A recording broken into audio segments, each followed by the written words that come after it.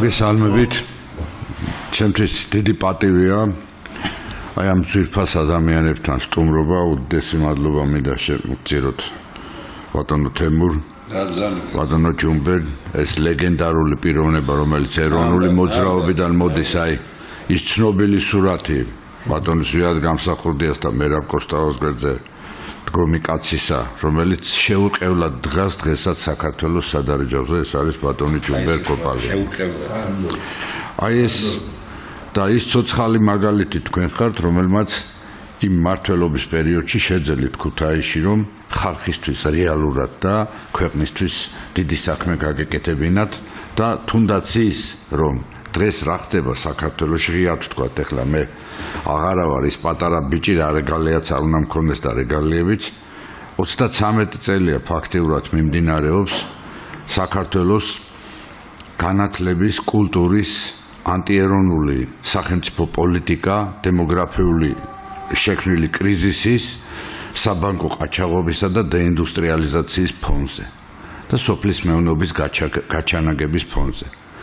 ეს არ არის შემთხვევითი, იმიტომ რომ ხელისუფლებები როგორც ჩანს 92 წლიდან დაწყებული ფაქტიურად ყველა ანტიქართულ, ანტიეროვნულ საქმიანობას წეოდა. ზოგადად შეიძლება ამას დავარქვა, მე ხშირად ვიმეორებ ხოლმე, შეთქმულება ქართველი ერის წინააღმდეგ.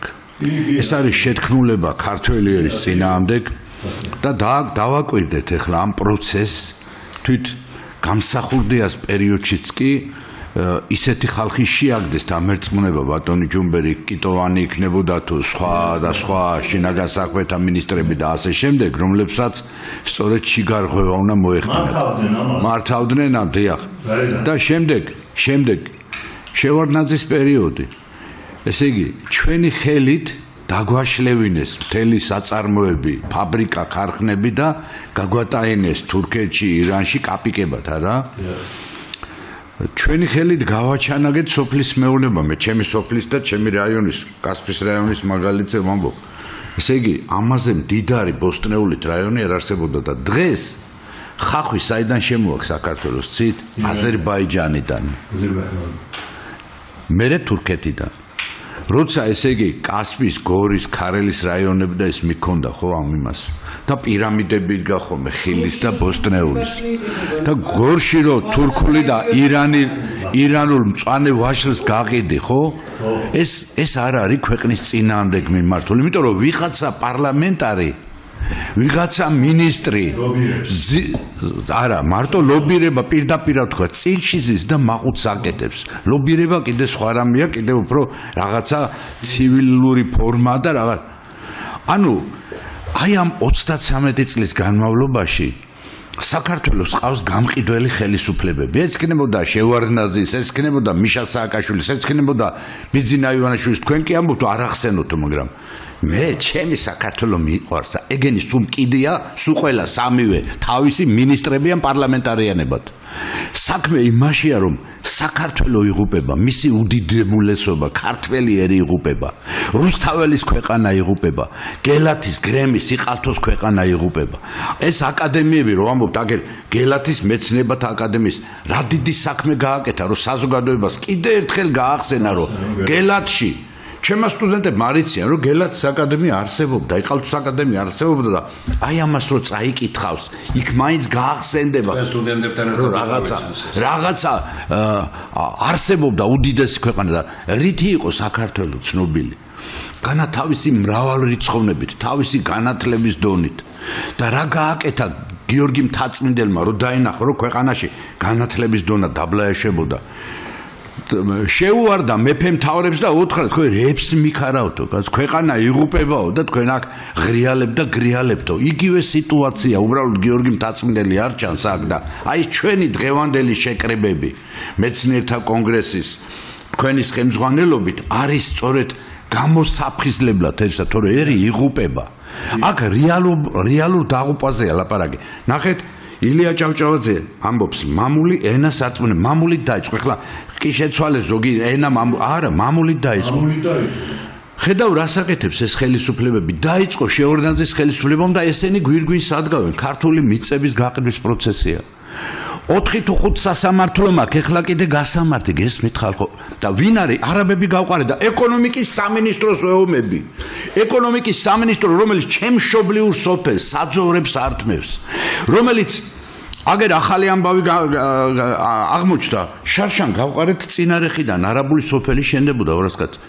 ესე იგი 4 დღეში იმ პერიოდში არჩევნები იყო შეაჩერეს, დამთავრდა თუ არა არჩევნები, 4 დღეში ეხლა აღმოაჩინეთ, ფარულად ვიღაც სხვა არაბზე მოჰამედ ასაკზე გადააფორმა ეკონომიკის სამინისტრო 100%-იანი წილისფრობელი.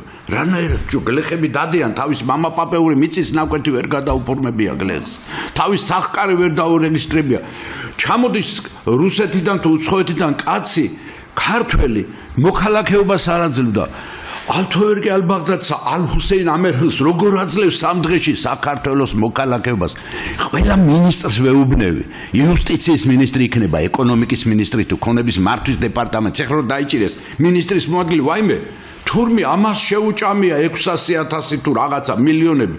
როგორ მინისტრი სად იყავი შენ? მინისტრს სხვა მოადგილებით აპარატი არ აყავ და ერთი კაცი იყო ყალთაბანდი და ჯიბგირი და ყველანი ანგელოზები დაფრინავდით? ანუ თლიანად არის ყაჩაღდა ბანდა ქვეყნის სათავეში 33 წელია. და ეს უნდა რეალურად ითქოს ხალხო. კულტურის პოლიტიკას შეხედეთ, მეცნიერების პოლიტიკას შეხედეთ, რები ფინანსდება რუსთაველის ფონდიდან ამ გარე წრებისგან. ჯერ სამუშია ყავდათ დიდი მომხვეჭელი, ფულისტი, პირდაპირ ვამბობ ამას. წაიყვანეს და უნივერსიტეტის რექტორად დანიშნეს ეს გრთამისტი. ეს რომელმაც უდიდესი ფულები აკეთა, რომელიც სააკაშვილის დროს ეკონომიკის და ფინანსთა კომისიის თავმჯდომარე იყო საკრებულოში, დაიქცა ქალაქი იმდან დაწყებული, ეხლა ესენი აგრძელებენ ხოლმე აღალსართულიანი კორპუსები. ვისთვის შენდება ქართველობა აღარ არის.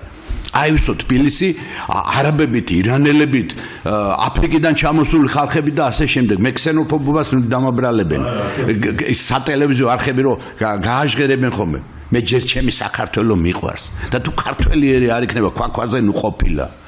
მე ქართველმა პოეტმა სხვანაირად როგორ შეიძლება ვიაზროვნო, როგორ შეიძლება ჩემი მიწაწყალი არ მტკივნდეს, როდესაც ვხედავ, რომ ქარელის ტრასის გარშემო უცბად ერთ დღეში ყიდით 16 გექტარს უცხოელებზე, როცა მარტყოფის ულეველას ველზე, სადაც გიორგი სააკაძე 1925 წლის 7 აპრილს უნიკალური ბრძოლა მოიგო, შენ თურქებს და ირანელებს აძლევ, მთელ ამ ტერიტორიას იცოდეს საქართველოს, იცოდეს, ქართული მიწების 70% არის გაყიდული. კიდე ერთხელ ვაცხადებ, იმ გუშინ წინაც გამოვიდი რომელიღაც არხზე. დამიჯდეს ეკონომიკის სამინისტრო, სოფლის მეურნეობის სამინისტროს მთელი ჯოგი. მარტო მივალ გადაცემაში. საბუთებით და დავამტკიცებ რეები აქ გაყიდული. კიდე ერთხელ ვიმეორებ გუბერსკის ციხის უკან. ქართლის დედის ზეგლამდე ყველა მიწა გაყიდული. ქართული სკოლის აშენება უნდა და უარი უთხრეს ირანელებმა. აი ამაზეა ლაპარაკი. აი ამაზეა ლაპარაკი. თავი რომ მოაქვთ იცით რა ის 25 თებერვალს კოჯორის და ტაბახმელის იუნკერთა იმასთან რა ქვია სტელასთან ყვავილები მიაკთავით რომ დამწუხრებული სახით პატივცემენ. იქიდან 80 მეტრში არაბული სოფელი რო არის, ვინ ააშენა ის 250 სახლზე, თავისი პოლიკლინიკებით, ინფრასტრუქტურით და სალოცავებით? იქვე, იმიტომ დადეს იუნკერებმა თავი, რომ ესენი აშენებული იყო იქ არაბული სოფლები, ან ჯუგანში, ან ბაზალეთის ტბასთან, აბა შედით ახლა. ის დაცვის პოლიცია არ შეგიშვეთ ბატონებო. გარშემო თბილისსა და ვისაც გონია რომ ეხლა ტყუილს ვამბობ, ნაბგოჯი აკრიფეთ ბატონებო. ნაბგოჯი და ნახეთ ნაკვეთები ვისია, აქედან დაწყებული ნატახტარი წეროვანი, იქ ხუნდაძე როზის დეპუტატი, რომ გასცივდა. ვინ გაყიდა წეროვანის მიწები? ვინ უწყობდა წეროვანის გამგებელს ხელს, რომ არაბებს და იმას მიყიდა? და არაბული სოფლები შენდება იქა. და ნატახტარი წეროვანის გარშემო რომ უნიკალური ჩინური ვაზის ისენი იყო, რა ქვია, ვენახები და ის კომერციულ ფართობად აქციეს და სოფლის მეურნეობა დაანგრიეს. როგორ შეიძლება და ეხლა გვეუბნებიან, ხო, ესპანეთიდან შემოვიტანთ ღვინოს და იმიდან შემოვიტანთ საფრანგეთიდან. რატო? რატო ქართული ღვინო იყო საუკეთესო შამპანურის მასალა? ანუ აი ეს ყველაფერი არის ერის წინამდე, აი გლობალურად უნდა შევხედოთ. წინვალია ეს წიგნი რომ გამოვიდა. მაგრამ აქ კითხვა ისმის. აი ეს ინტეგრალური სიმდიდრეები ვისია ბატონო თემურ? თქვენ გტკივათ გული ბატონ ჯუმბერს, ხალბატონ მეტრს, ჩემ ჯუბოს და ბატონ ვახში, მაგრამ ხელისუფლებას ტკივა გული არა, ის ფიქრობს რომ აი ეს სიმდიდრეები უცხოელებს ჩაუგდოს ხელში.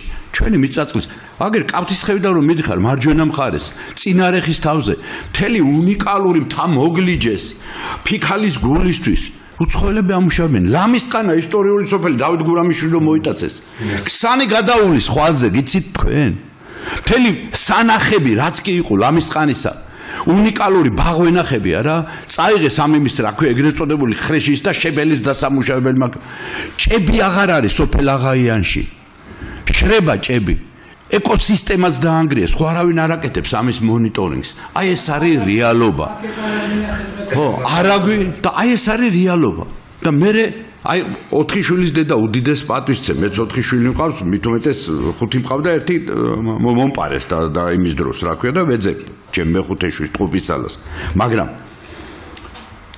იცი რა მრავალშვილიან ოჯახებზე არის ხელშეწყობა რამე ხელშეწყობა არის ეს კალა მაჰმადხანი რო გვიზის ქალაქის მერად რო აცხადებს რომ მე კიდე უნდა აუცილებლად ვიყო რა ესე იგი ესეც არაბი ამირა გამიხდა რა ვიღაცა რა აი წარმოიდგინეთ ხალხო თბილისი დედაქალაქი ულამაზესი არქიტექტურის ნახოთ 60-70-იან წლების სურათები ყველა აბსოლუტურად განათლებული ბრძანდებით უნიკალური არქიტექტორთა კორპუსი ყავდა საქართველოს ხო და დღეს ერთმა კარგად ამყოფს თქვა ვახტანგ დავით აიადასხვევი და მთელი სკოლა იყო ხო და ისეთი შენობები როგორიც იყო თქვა სპორტის სასახლე იქ ტრანსპორტის სამინისტრო უნიკალური ნაგებობები იყო უცხოელები ჩამოყავდა დაჩვენებდნენ იმას დაანგრია დედაქალაქი ანუ რაც ბუღათურქმა დააკლო თბილისს რომელსაც ეზიზღებოდა ლამაზ შენობები ახლა თქვენ კარგად იცით რომ უნიკალური ხიდები თუ შენობები დაანგრია